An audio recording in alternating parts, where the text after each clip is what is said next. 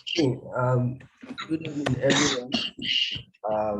Mr. Felix, can you hear me properly? Good, sir. Okay. So today we are looking at data link layer. We've looked at the OSI layer as a whole, and last week we looked at the physical layer when we talked about the likes of copper cabling. We talked about wireless media, talked about, most importantly, wired media, talked about fiber optics, how to identify each of them and the different type of fiber optics we have. We talked about twisted and twisted pair. So today we're looking at data link layer. Data link layer is just the layer um, um, ahead, should I say ahead now, on top of the physical layer. So if you are coming from the top, we have the network layer, then we have the data link layer. But if we are starting from beneath, we have the physical layer, then we have the data link above of it. So each of these layers, each of these layers has what they do. They have what they do. They have specific function. And so today we'll be looking at the specific function the data link layer carry out. So what's the purpose of data link layer? Two classes ago, I gave an assignment that we should check the significance of IP address and how it relates with MAC address and all that. Now, the first responsibility of data link layer is it ensures communication between end devices network interface card. So when we have two devices connected together, two end devices now, two end devices connected together, it may be through wired medium or wireless medium in which they are connected together. What ensures communication between them is the data link layer. Then also, when you are coming from the upper layer,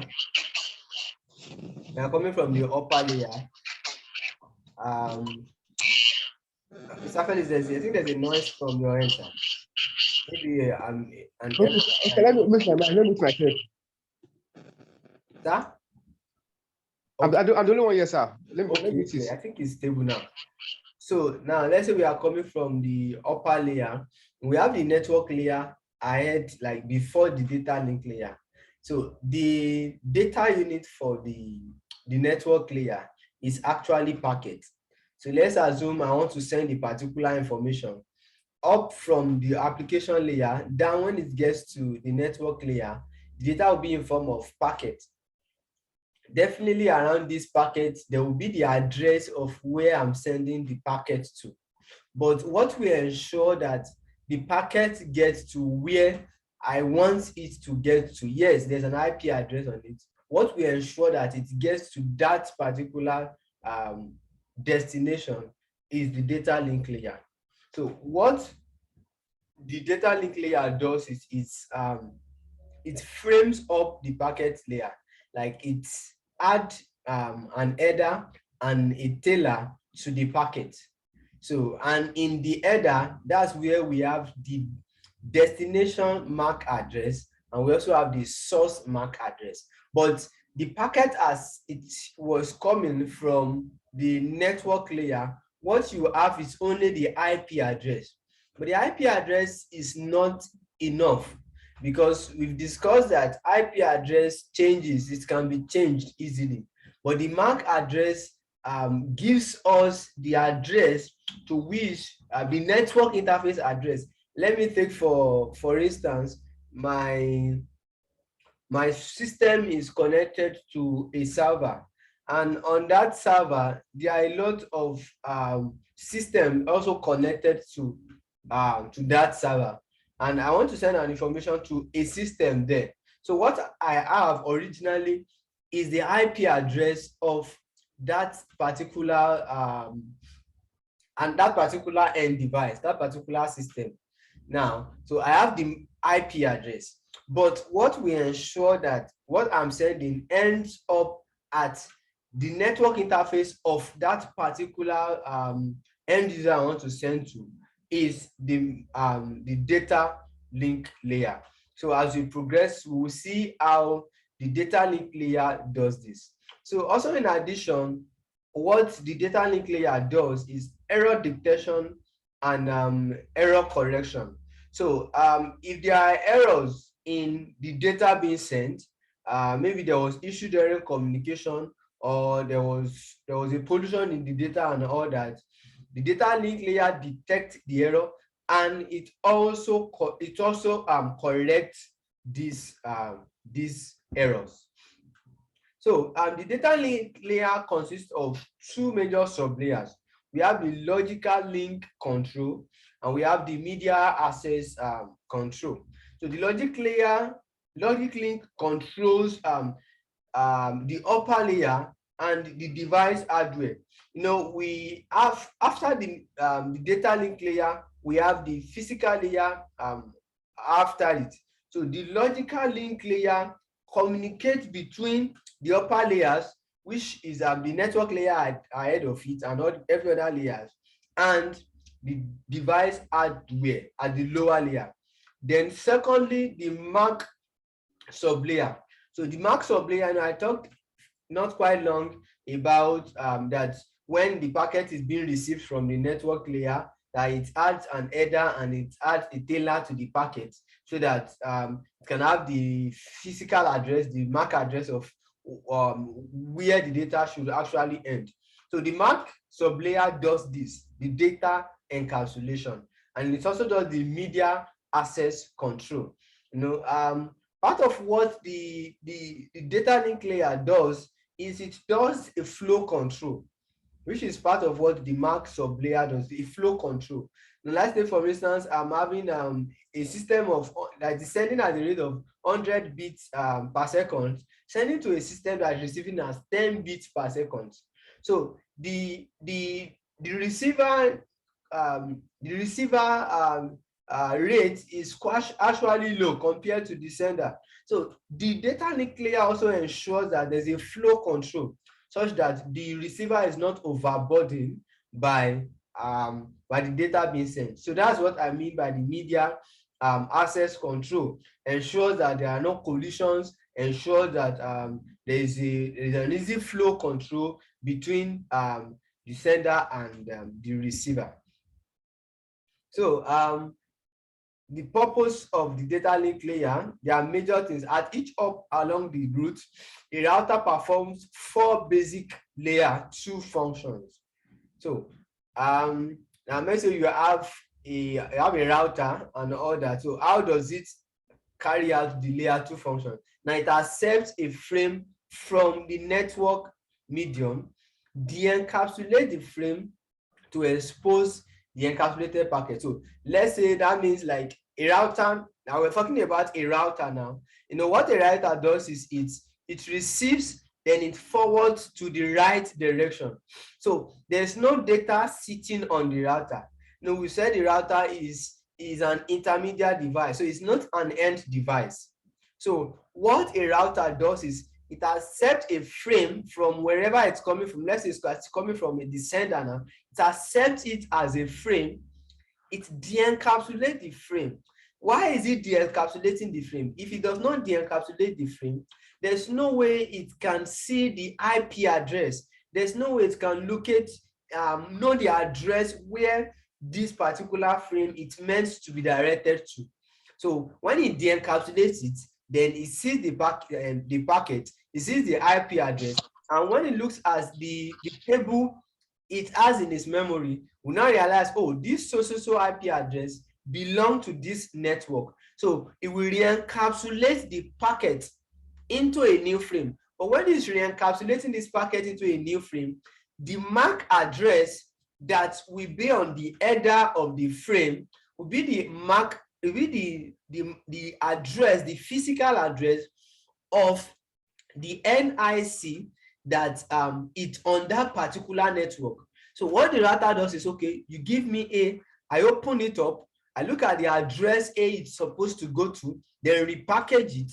While repackaging it, put the MAC address, the physical address of the next, like the direction where it should go. So on a router, you may have about maybe 8 ports. You may have about maybe 8 devices connected to that router. So it's with de-encapsulate it from where the frame is coming from, and re-encapsulate it after discovering the IP address to know the network. So now it looks as it's stable. Look at the particular NIC that has that is in that network. So then repackage it with the MAC address of that NIC. Then you now forward that frame in that direction. So that's what a router does to perform the layer 2 function. So the router also does that. So now there are different layer protocols. There are different layer protocols. You know, we talked about protocols that if they are not organization maintaining all this, there is going to be disorganization everywhere. So these are the various bodies that enforce the various data link protocols. They enforce the different data and ensure that things are in proper order. We have the IEEE, ITU, the ISO, and ANSI. So now let's go to topology. Now, in the first or second class, we once talked about physical topology. You know, basically, when we talk about networking, talk about physical topology or logical topology.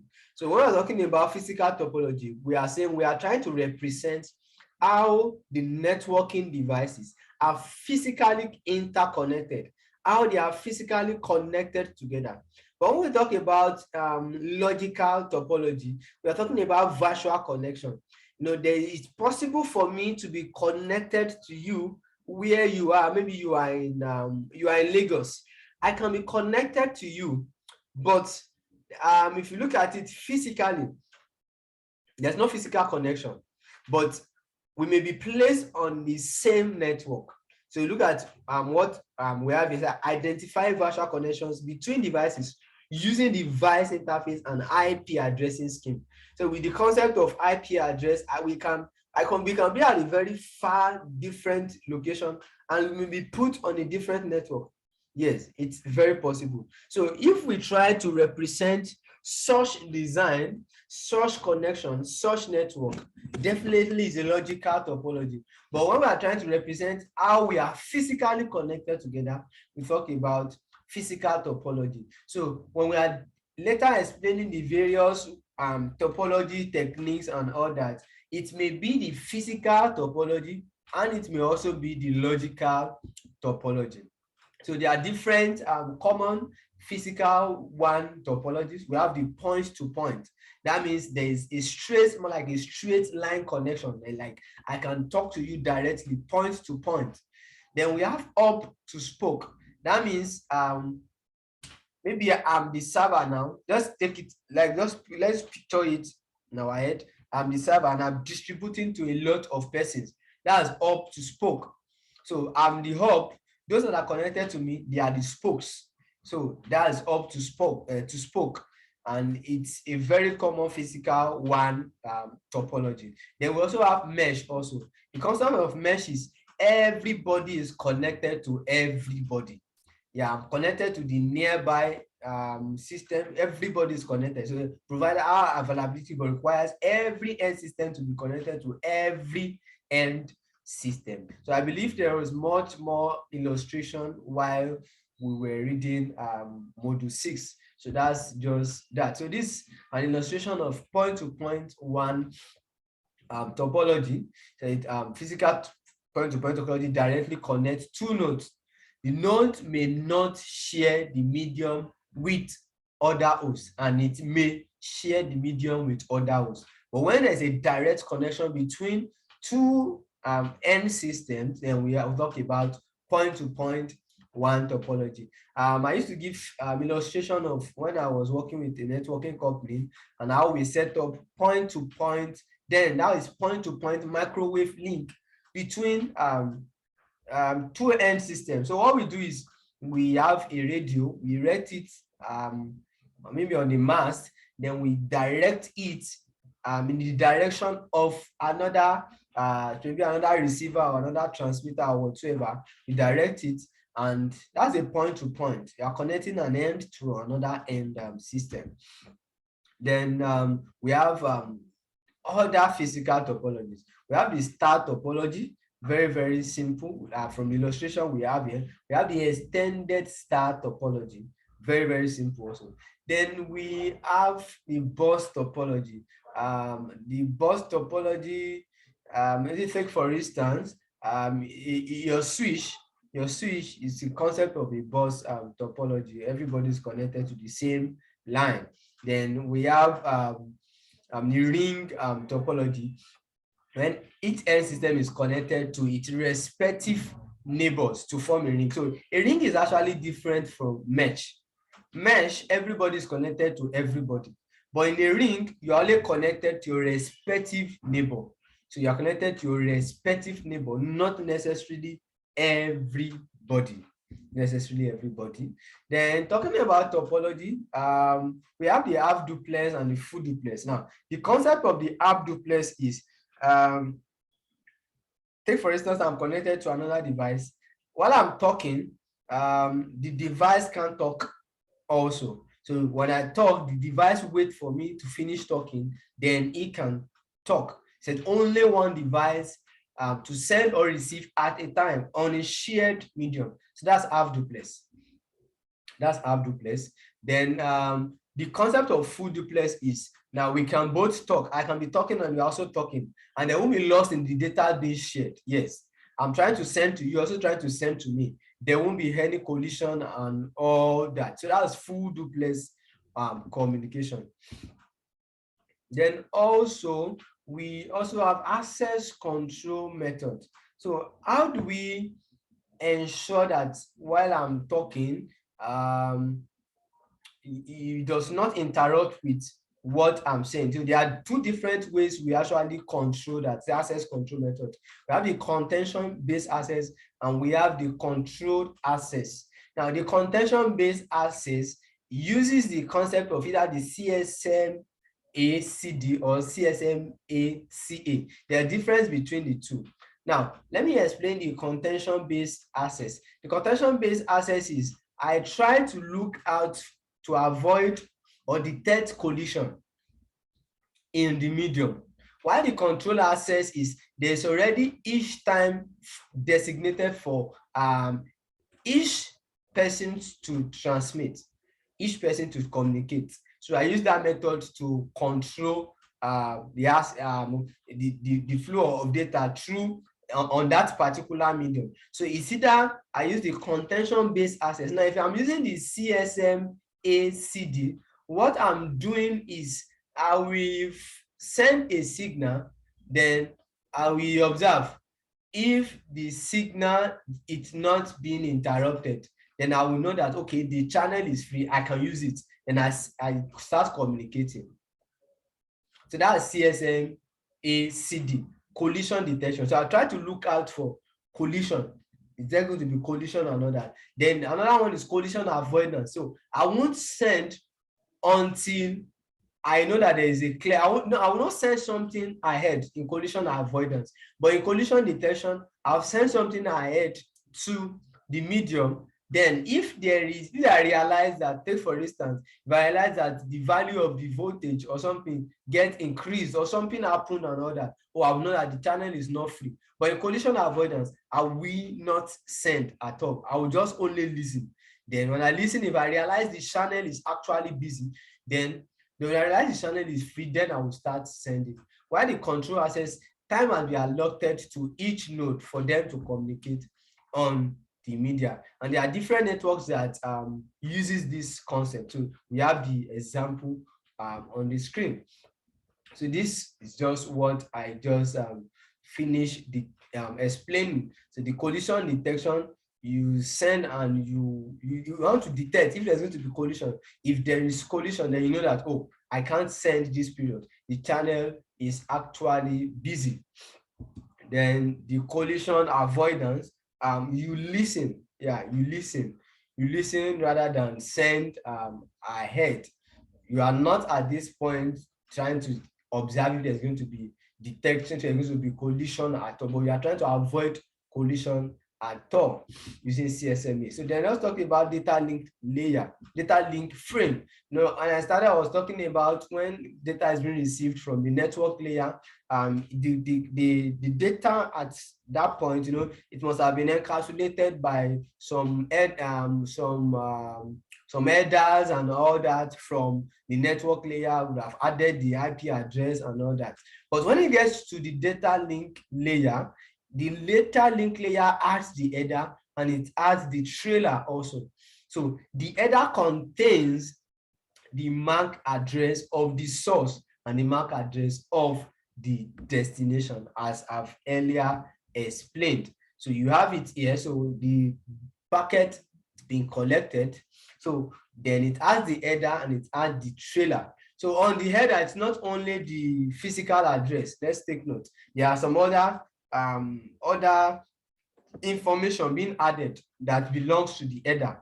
The type, the flow control method, the error detection method, that's the trailer and all that. Then also, you know, when you're trying to pass it to the NIC connected to it, how you know the beginning of a frame and the end of a frame? So the header also help you tag the beginning of a frame and the end of a frame. So as you are sending your data in series, like you are sending everything, so as you receive over there, it knows when it's not when if maybe okay, this is the end of this this frame, this is the beginning of this frame, so that when it's now unpacking it, there won't be any problem trying to identify, or maybe there will be a mix-up in the data. Imagine you send Abayomi, Olawumi, and when it gets there, it couldn't identify that Abayomi is different, Olawumi is different. So the header helps, through the help of a delimiter, help us to know, okay, this is the beginning of this frame, this is the end of this frame. So it makes unpacking easy for the receiver. Then the layer 2 addressing. Now, let me just briefly explain this. Now, imagine this person wants to send to a web server. Now, between this PC, this person, the source now, and the server now, there are 2 routers. So the layer 2 ensures the data gets there. And how does it do that? You know, let's say, for instance, it's trying to send something now. So when it gets to the layer 2, when it gets to the layer 2, so the layer 2 put the destination NIC. Now the destination NIC that will be put in will be the MAC address of the device directly connected to it. So first, it will put the destination MAC address will be the MAC address of the interface on that router 1 connected to the PC. So now when it gets to the router, so the router, okay, at that point now, the router will unpack it. Oh, what is the IP address? Okay, then okay, this is going to go through maybe port C. Then it will change. Then the destination MAC address will no longer be the blue one now. The destination MAC address will now be the green one. Then the source MAC address will now be the blue one. So now it goes through also. Now, when it gets to router 2 receives it and say, okay, unpacks it. What is the MAC? What is the physical? What is the IP address rather? What is the IP address? When you look at the IP address, what MAC address, what network does this IP address belong to? Then look for the MAC address. So that I'm talking about router 2 now. So at that point now, the source NIC will now be the green one. Then the destination will now be the blue one. So with that, so we can see how the data will flow from PC1 down to the web server using the idea of IP address and also the way in which the data link layer will assist in catering for this. Is just as simple as this, and this is just a principle in which we communicate so freely. So the IP address is not the end. So without the MAC address, there will be confusion everywhere. There will be confusion everywhere. So also there are different logical topology. Now, if I'm trying to send from maybe from my system to the cloud, now let's say to the cloud, definitely now when I'm talking about the cloud, you know I'm talking about a server that exists somewhere. Now I'm trying to upload a data now. Now I'm using the wireless media. So when I'm using the wireless media, the protocol that I'll be using, the layer 2 protocol that I'll be using at that point will be different. When I'm using internet, let's say I'm directly connected to a LAN, maybe I'm connected to a system that is nearby me, the data link protocol that I'll be using at that point will be different. So the layer 2 protocols varies with the media in which we are working with. So let's take note of that. So that marked the end of module 6, which is just as brief as that. So before I cap it up, I want to ask if there's any question. It's quite a brief one. I don't know if we are clear. I'm willing to go back and re-explain because we still have little more time. So I want to welcome questions from those of us that are in the class. So any question from all that I said? Mrs. Kemi, Mr. Felix. Any questions, sir? Amma? Thank you, sir. My question is on that CSMA and CSMA-CD and CSMA-CA, how they work. I don't really understand it very well, the way you explain. Okay, thank you, ma. I will go back now. Slide, this one. Okay.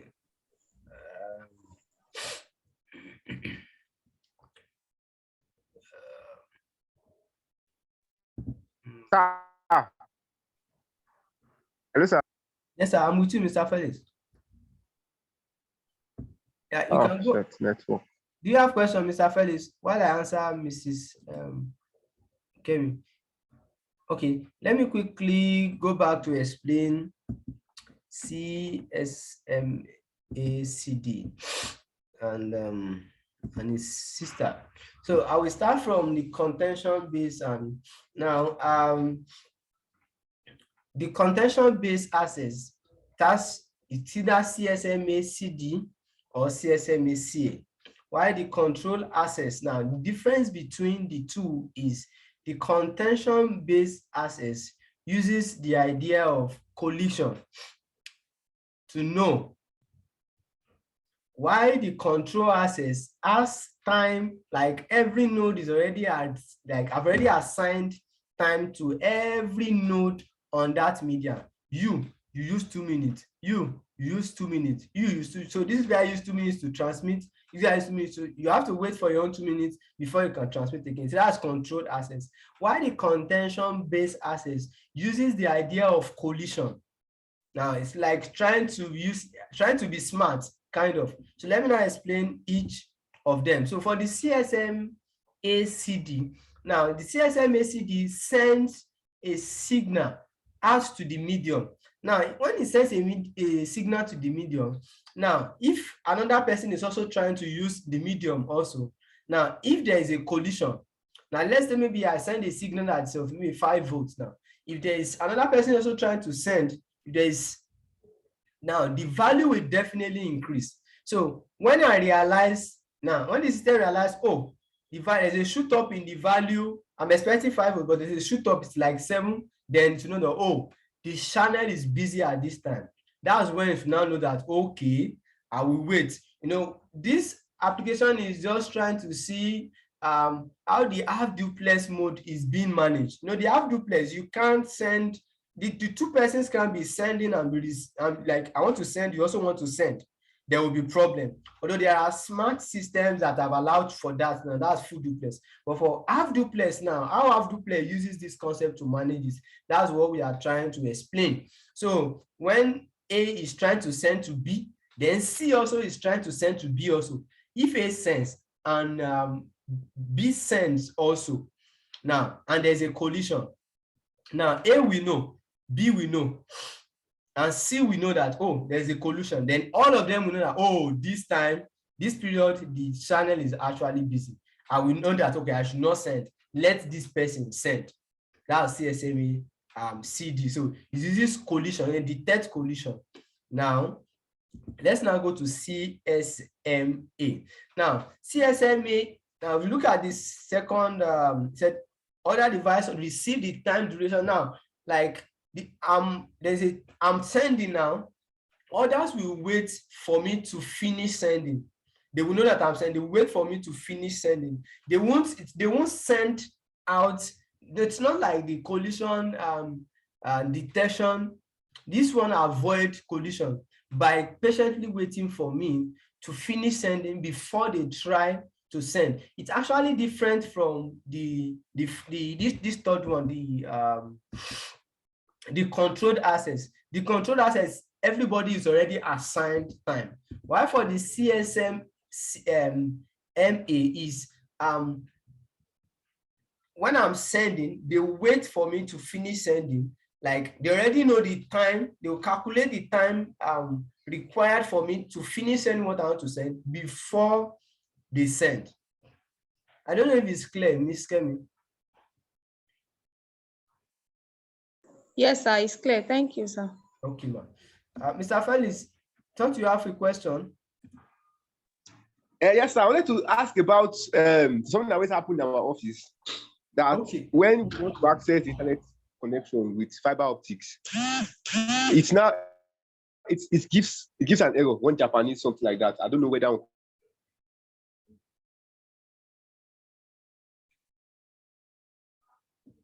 I can't hear you, but I think I picked the question Mr. Felix was trying to ask. And we. Okay, Mr. Felix, can you come again? I said, there's one that happens in our office where in the lab where we work, and sometimes when we access it, when we are suddenly it just goes off. Hey, can you hear me, sir? Yes, I can. Okay. So when we now change the MAC address, there's a way which kind of system, and sometimes we change the IP address. It's also good now. So what is it that the MAC address is an address that we used to access the internet, that maybe it was blocked before by whoever was the service provider, and now maybe when we change MAC address, it's now going. What exactly does the MAC address have to do when you are on the internet, really? Okay. I didn't really get the complete question, but I understand the problem at hand. Then what I will just do is just try to just further explain the MAC address of the thing. Now, the MAC address is just the address of the end user, the NIC. So maybe what you're assuming may be what is obtained, but I don't want to believe it's just someone sitting somewhere doing that. But if the method you've devised was actually fixing it up, that means changing the MAC address, then definitely there must be something somewhere spoofing or just ruling out, or should I say, maybe, I don't know, maybe on the network there's an issue. Something is just spoofing out the MAC address you actually use. But I believe that is just beyond what we can or I can really explain. But I think it's the problem with the routing device. I believe so. I believe it's the problem with the routing device. Maybe when I get to office, we'll see one or two things we can do to identify what in particular is the problem. I don't know if you heard me, Mr. Felix. Yes, sir. Yes, I heard you, sir. Yes, So sir. we still further investigate further to know what could actually be wrong with maybe it's the switch we have there. It may be the switch, or it may be the routing device close to us. So any other question? Okay, sir. Thank you, sir. So I will stop recording now for the sake of those that so I will strongly encourage us, let's go and do our exam. So the whole thing will be closing by 2nd of February. To be closing by 2nd of February. So thank you for the class. For those that are just joining, you're welcome. We are rounding off. We send the recorded class before the end of today. Thank you very much, and have a wonderful weekend. Thank you, sir. Thank you, sir.